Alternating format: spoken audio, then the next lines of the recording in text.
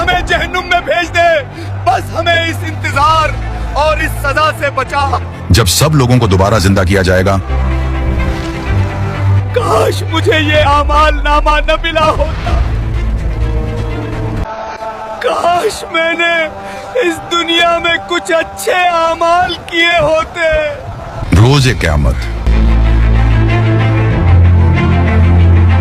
या अल्लाह हमें जहन्नुम में भेज दे, बस हमें इस इंतजार और इस सजा से बचा। जब सब लोगों को दोबारा जिंदा किया जाएगा, काश मुझे ये आमाल नामा न मिला होता।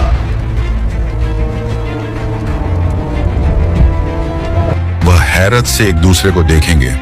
उनके जिस्म कमजोर होंगे, उनके दिलों में खौफ भरा होगा। हर कोई भूखा और प्यासा होगा। लोगों को सिर्फ जमीन और आसमान नजर आएगा। जमीन गर्मी से तप रही होगी और आसमान से भी आग बरस रही होगी। हर कोई सिर्फ अपनी फिक्र में होगा। कोई किसी के काम नहीं आ सकता।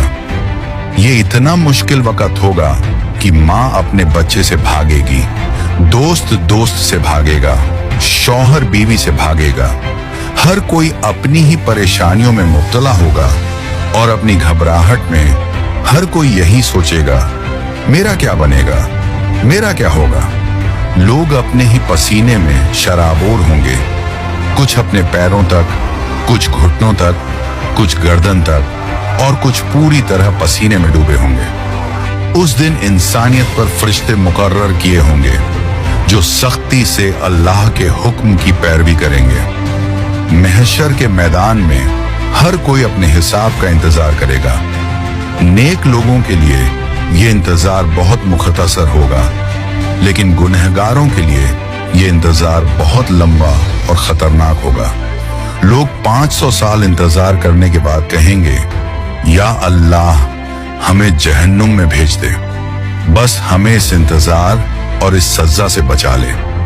अल्लाह ताला काफिर और जालिम पर बहुत गुस्सा होगा और फरिश्तों को हुक्म देगा कि उसे पकड़ लो, फिर उसे बांध दो और फिर उसे जहन्नुम में फेंक दो।